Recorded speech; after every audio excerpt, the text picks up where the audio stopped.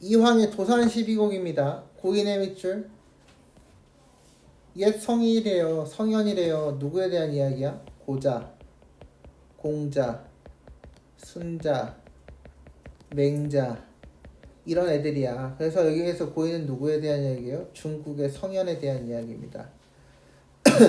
고인도 날 못 보고 나도 고인을 보지 못하네. 못 보고 해서 잘라봐. 어때? 문장 구조 나란히 같지? 무슨 법? 대구법.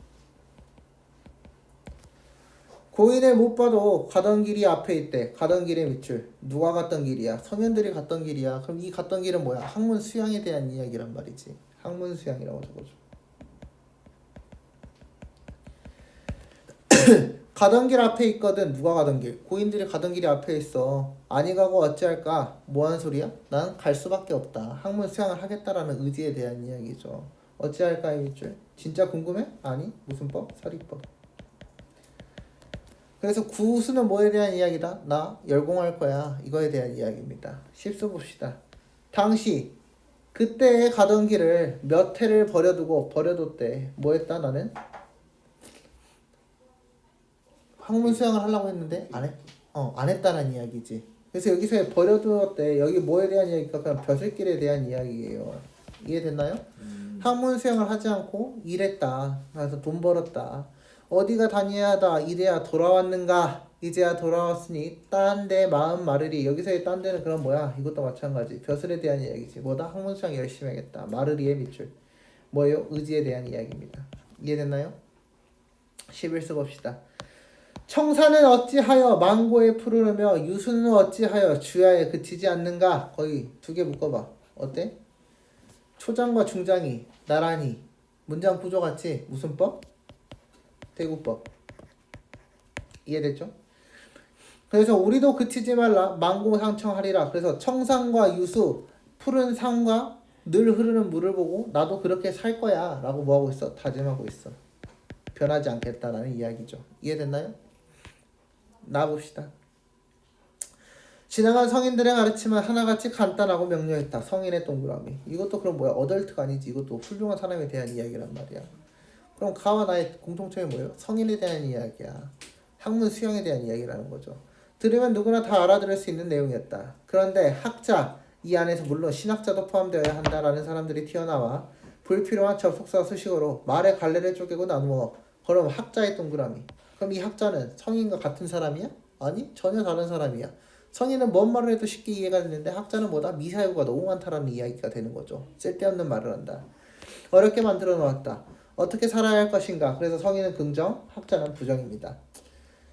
자기 자신의 문제는 묻어둔 채 지는 잘 살지도 못하면서 이미 뱉어버린 말의 찌꺼기를 가지고 시시콜콜하게 뒤적거리며 이러쿵 저러쿵 따지려 든다. 생동하던 언행은 이렇게 해서 지식이 울 안에 갇히고 만다. 무슨 말이다? 행동으로 옮긴다 안 옮긴다? 안 옮긴다. 이와 같은 학문이나 지식을 나는 신용하고 싶지 않다. 나는 뭐야 이거를? 부정으로 여긴다. 현대인들은 자기의 행동을 없이 남의 흉내만을 내면서 살려는데 맹점이 있다. 그래서 지금 뭐 하고 있어 얘는? 성인들은 행동을 직접 옮겼으니까 훌륭한 사람, 요즘 것들은 행동을 옮기지 않으니까 미개한 놈이라고 이야기를 하고 있다는 거죠. 사색이 따르지 않는 지식을, 행동이 없는 지식을 어디에 쓸 것인가? 그럼 사색 밑줄, 행동 밑줄. 사색과 행동이 필요하다고 이야기를 하고 있습니다. 아무리 바닥이 드러난 세상이기로 진리를 사랑하고 실현해야 할 지식인들까지 곡학아세와 비겁한 침묵으로 처신하려더니 그것은 지혜로운 일이 아니라 진리에 대한 배반이다. 그러면서 뭐예요? 현대인들에 대한 비판입니다. 얼만큼 많이 알고 있느냐는 것은 대단한 일이면 어떤다? 양이 중요하다? 양이 중요하지 않다. 아는 것을 어떻게 살리고 있느냐가 중요하다. 행동으로 옮겼냐 안 옮겼냐가 중요하다. 인간의 탈을 쓴 인형은 많아도 인간다운 인간이 적은 현실 앞에서 지식인이 할 일은 무엇일까? 먼저 무기력하고 나약하기만 한 그 인형의 집에서 나오지 않고서는 어떠한 사명도 할 수가 없을 것이다. 그래서 뭐예요? 본인의 현실을 바꿔라 라는 이야기입니다. 무학이란 말이 있다. 무학의 동그라미. 전혀 배움이 없거나 배우지 않았다는 뜻이 아니다. 학문에 대한 무용론도 아니다. 많이 배웠으면서도 배운 자취가 없다. 거기에 밑줄. 배운 자취가 없다. 학문이나 지식을 코에 걸지 않고 지식 과잉에서 오는 관념성을 경계한 뜻에서 나온 말일 것이다. 지식이나 정보에 얽매이지 않은 자유롭고 발랄한 삶이 소중하다는 말이다. 여러 가지 지식에서 추출된 진리에 대한 신념이 일성화되지 않고서는 지식의 본래 기능을 다할 수 없다. 신념의 일상화의 밑줄. 그래서 뭐다? 행동으로 옮기라는 이야기야.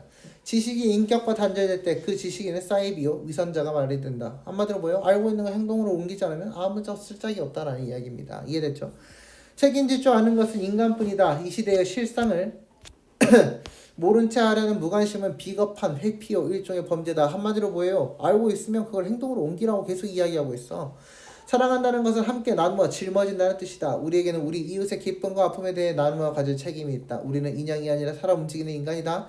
우리는 끌려가는 짐승이 아니라 신념을 가지고 당당하게 살아야 할 인간이다. 그러면 인간 밑줄, 짐승 밑줄. 움직이지 않는 지식인은 뭐다? 인형과 짐승과 같다라고 이야기를 하고 있습니다. 이해됐죠? 가와 나의 공통점. 옛사람의 행정을 긍정적으로 하라고 또 답이 1번이네. 이해됐죠? 둘 다 옛사람이 오키. 니네 잘났다. 새로운 도전에 대한 기대가 어림없죠. 반성하고 있는 거지 나는. 사물의 아름다움에 대한 예찬적 태도. 예찬하고 있어? 예찬 있어? 없어. 자연과 하나 되는 삶. 뭐야? 자연 친화야. 있어 없어? 없어. 지식인의 부정적 태도에 대한 냉소적 인식. 나는 있지. 가는 있어 없어? 없어. 이해됐어요? 그래서 답은 1번입니다. 2번 A와 B에 대한 설명. A는 뭐에 대한 이야기예요? 고인 B. 그쵸? A는 유사한 문장 구조. 아까 뭐라고? 대구법이라고 설명했지. 1번은 맞는 말이야. B는 시간과 관련된 표현을 사용했다. B 뭐에 대한 이야기예요? 시간. 당시 맞는 말이지. 의문형 어구로 활용하여 화자의 태도를 드러나고 있다. 둘 다 뭐야? 돌아왔는가? 한탄하고 있지. 어찌할까? 뭐야? 나 열심히 할 거야에 대한 이야기지. 맞는 말이지. 부정 표현을 사용하여 반성하는 자세를 드러내고 있다. A에 반성하고 있어? 아니? 난 갈 거야 라고 이야기를 했지. 그치? 그 다음에 2번은 뭐야? 딴 데 마음 말 거야 라고 했으니까 얘는 의지에 대한 이야기죠. 그러면 4번 맞아? 반성이야? 아니? 그래서 B는 반성일 수 있어. A는 반성이 될 수가 없지. 그치? 그래서 답은 4번입니다. A와 B는 모두 앞구절의 일부를 다음 구절에서 반복하여 연세법에 대한 이야기입니다. 앞구절의 일부야. 못 뺐어. 못 빼도 되어 있지. 가던 길을 이제야 돌아왔다 라고 되어 있죠. 이해됐나요? 네.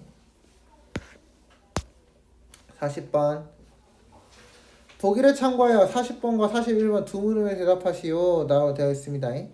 문학작품의 감상과 등에서는 독자는 작품에 게시된 대상이나 상황 간의 관계를 파악함으로써 내용을 더 잘 이해할 수 있다. 가와 나의 독자는 이러한 방식을 통해 학문의 길을 걷는 사람이 지녀야 하는 올바른 삶의 태도. 1번 가의 구수에서 고인과 나가 만나지 못한 현실을 인식하고 가던 길을 매개로 고인을 따르겠다. 맞는 말이지. 학문 수양 길을 나는 그대로 따라가서 정진할 거야. 열심히 할 거예요 라고 말했으니까 맞는 말이죠. 2번 가의 십수에서는 당시에 가던 길과 딴 데가 대비되면서 수양에 대한 다른 것에 힘을 쏟기지 않겠다가 벼슬길은 꺼져라 라고 이야기를 했죠. 맞는 말이죠. 가의 11수에서는 청산과 유수의 공통적 속성이 우리도 그치지 않겠다. 학문을 끊지 않고 열심히 하겠다. 맞는 말이죠. 나에서는 말의 갈래를 쪼개고 나누는 태도와 자신의 문제는 묻어두어 태도가 대비됐다. 학문의 수양에서 자기중심적 태도를 버려야겠다? 아니죠. 이건 뭐에 대한 이야기예요? 나부터 일단 고쳐라라는 이야기였잖아요. 그쵸? 그래서 답은 4번이죠. 자기중심적 태도는 뭐야? 이기적인 태도야. 이해됐어? 5번 나에서 살아 움직이는 인간과 끌려가는 짐승에 대비되면서 학문에 대한 톤에서 당당하게 살아야겠다는 태도가 드러나고 있다. 맞는 말이죠? 그래서 행동으로 옮기겠다라는 이야기였다는 거죠. 41번 나의 무학의 의미야. 뭐야? 안 하는 거에서 오는 게 아니라 뭐야? 배움의 자치가 없다고 설명을 했단 말이죠. 그럼 뭐예요? 지식의 과잉에서 오는 관념성을 경계하는 태도다. 이거 아까 앞에 그대로 써져 있었지. 맞는 말이지. 배움이 부족하다? 안 배웠다. 이게 아니라 설명했지. 그래서 답은 2번이 되겠습니다. 이해됐? 어? 3번도 되지 않나? 많이 배웠으면서 배운 자치를 자랑하지 않는 태도이다. 뭐에 대한 이야기예요? 거기 자 14쪽 맨 아래 봐봐. 무용론도 아니다. 무학 거기 아래로 두 번째 줄. 많이 배웠으면서도 배운 자치가 없는 것을 가리킵니다. 아까 밑줄 쳤었지? 오케이? 맞는 말이지. 그대로 써져 있어. 오케이. 이해됐어요?